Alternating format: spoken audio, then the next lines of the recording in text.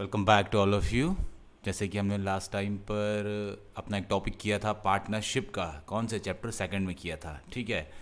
और उसके हमने फीचर्स और मेरिट्स और डिमेरिट्स सारी चीज़ें हमने डिस्कस कर डाली थी। तो अब टाइम है कि हम पढ़ें क्या, टाइप्स ऑफ पार्टनर्स, ठीक है। तो स्टार्ट करें आज का वीडियो, लेकिन उससे पहले जिसने चैनल सब्सक्राइब नहीं किया जल्दी से चैनल को सब्सक्राइब कर ले ताकि उसको इस तरह के वीडियोस मिलते ही रहें। और वीडियो पसंद आए तो लाइक ज़रूर करिएगा और अपने फ्रेंड्स के साथ शेयर ज़रूर करिएगा। Let's start today's video. तो भाई पार्टनर्स की बात आती है जब कभी भी, तो हमारा सबसे पहला कैटेगरी है एक्टिव पार्टनर और वर्किंग पार्टनर। सामने आप देख ही रहे होंगे एक आदमी है, सुपरमैन की तरह खड़ा है, ठीक है। मतलब उसकी एक्टिवनेस को दिखा रहा है कि एक्टिव है एकदम। एक्टिव कैसे है? कैपिटल भी कंट्रीब्यूट करता है, बिजनेस में पैसा भी लगाता है, और जो भी बिजनेस की डे टू डे ऑपरेशंस होते हैं, मतलब एक्टिविटीज़ होती हैं, उनमें भी पार्टिसिपेट करता है। और प्रॉफिट एंड लॉस होता है जो, उसको भी ये शेयर करता है। और इनकी लायबिलिटी कैसी होती है? Unlimited liability. जहाँ कहीं भी आप ये वर्ड पढ़े अनलिमिटेड लायबिलिटी, मतलब ये होता है कि जिस बंदे की लायबिलिटी अनलिमिटेड है, अगर वो अपने डेट्स यानी उधारों को बोलते हैं कि पूरा नहीं पे कर पाता है, तो उसकी पर्सनल प्रॉपर्टी भी बेची जा सकती है उसके उधार को पे करने के लिए। याद रखिएगा, मैं जितने भी पार्टनर यहाँ पे पढ़ाऊंगा, अभी बताऊंगा आपको, टाइप को 6 बताने हैं मैंने, सबकी लायबिलिटी क्या होती है? अनलिमिटेड। नेक्स्ट है स्लीपिंग और डोरमेट पार्टनर। फोटोग्राफ बहुत कुछ बता रही है, इमोजी जिंग जिंग जिंग, ठीक, मतलब कि बंदा सो रहा है। सोने का मतलब ये नहीं कि सोता ही रहता है, बट ये है कि वो बिजनेस में कोई एक्टिव रोल प्ले नहीं करता है, ठीक है। मतलब बिजनेस के जो ऑपरेशंस होते हैं उनमें पार्टिसिपेशन नहीं करता, ना ही बिजनेस के मैनेजमेंट में पार्टिसिपेट करता है, बस एक कैपिटल लगाता है और प्रॉफिट एंड लॉस को शेयर करता है। लायबिलिटी इनकी भी अनलिमिटेड होती है। नेक्स्ट है हमारे पास सीक्रेट पार्टनर। दिख ही रहा होगा आपको फोटोग्राफ में, एक सीक्रेट एजेंट टाइप बंदा खड़ा है। ऐसा क्यों?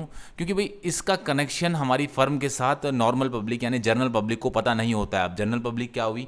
जो लोग हमारे फर्म से जुड़े हुए हैं, जैसे हमारे कस्टमर हो गए, हमारे बिजनेस के क्रेडिटर्स हो गए, डेटर्स हो गए, ठीक है।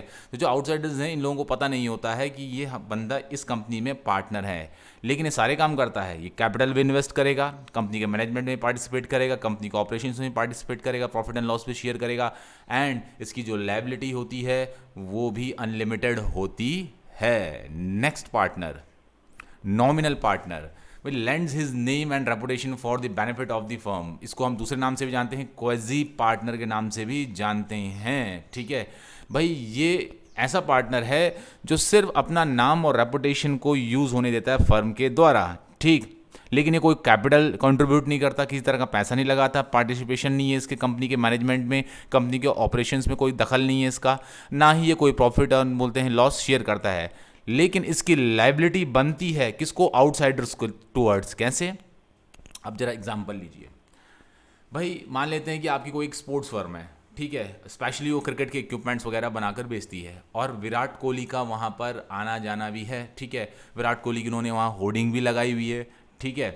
तो होगा क्या कि आप लोगों का ट्रस्ट बढ़ेगा कि नहीं भी, यहाँ इस कंपनी में नॉर्मली क्या है कि कंपनी के जो ओनर है या कंपनी के ब्रांड के साथ उसकी फ़ोटो है, तो आपका भी ट्रस्ट बढ़ेगा, ठीक है, कि हाँ भाई कि विराट कोहली का पक्का कुछ ना कुछ तो इससे कनेक्शन है। और जो विराट कोहली के फैंस हैं, ऑब्वियस सी बात है, वो उस कंपनी के प्रोडक्ट्स को खरीदना पसंद करेंगे, ठीक है। और इन्वेस्टर भी जो उस कंपनी में इन्वेस्ट कर रहे हैं, उनका भी बोलते हैं क्या है, ट्रस्ट बढ़ता है कि हाँ भाई विराट कोहली से जुड़ा हुआ है, तो बोलते हैं कि एक ट्रस्ट वर्दी कंपनी है।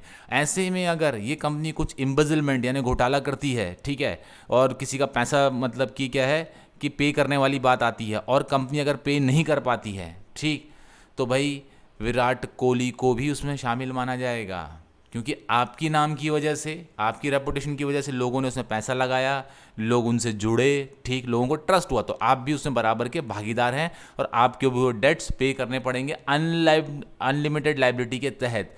क्योंकि कल अगर वो डेट्स आपने पे नहीं कर पाए, तो उनके पर्सनल एसेट भी, ज़मीन मकान वगैरह, ये सब भी बेचा जा सकता है, ठीक है। Partner by estoppel. अब ये देखिए, ये बड़ा इंटरेस्टिंग है। If a person act as a partner of a firm by his words और एंड कंडक्ट, ठीक है, he can be called as a partner by estoppel.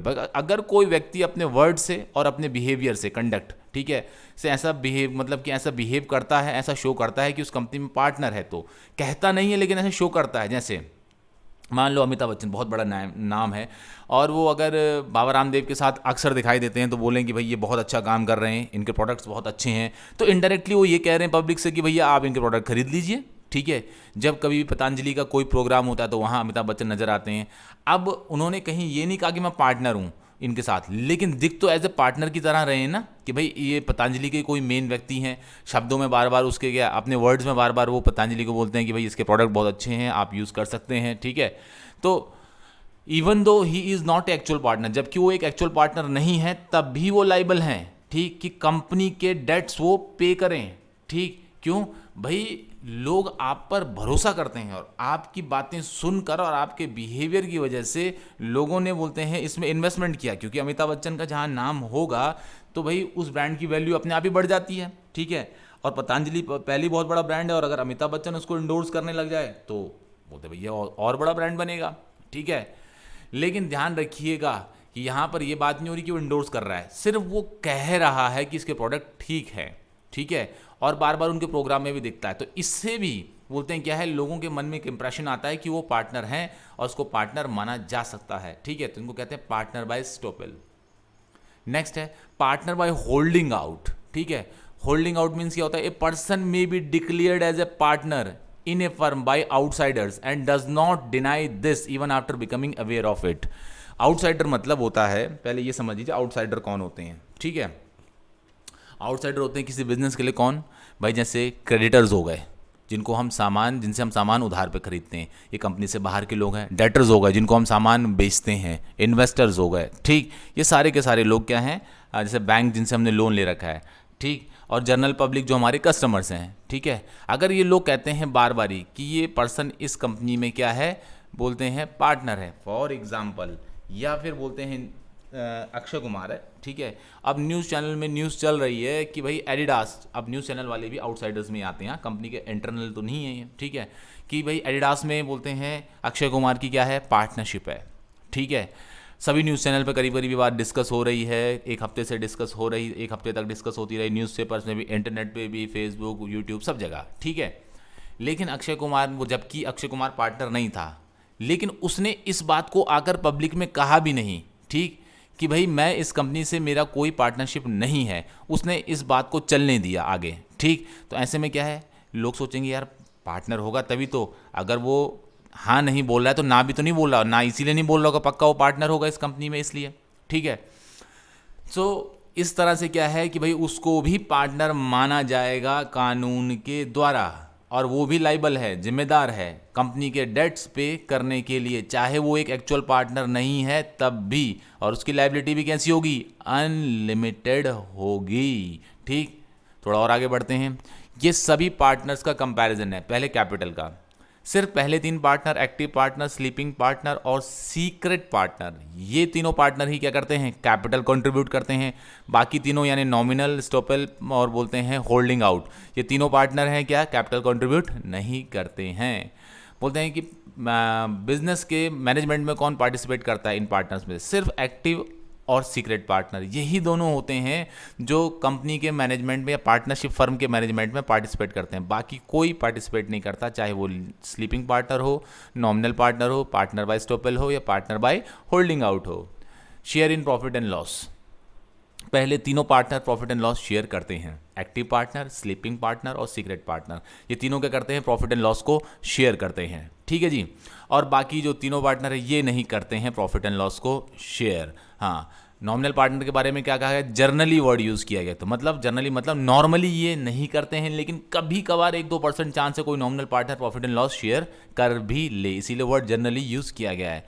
और सभी पार्टनर्स की लायबिलिटी कैसी होती है, अनलिमिटेड होती है। अनलिमिटेड मतलब कि अगर ये अपने शेयर का डेट पे नहीं कर पाते हैं, उधार अपने हिस्से का पे नहीं कर पाते हैं, तो इनका उधार पे करने के लिए इनके पर्सनल एसेट्स भी बेचे जा सकते हैं। ये था हमारा आज का वीडियो, आज के लिए इतना ही। नेक्स्ट वीडियो रहेगा हमारा माइनर एज ए पार्टनर, ठीक है।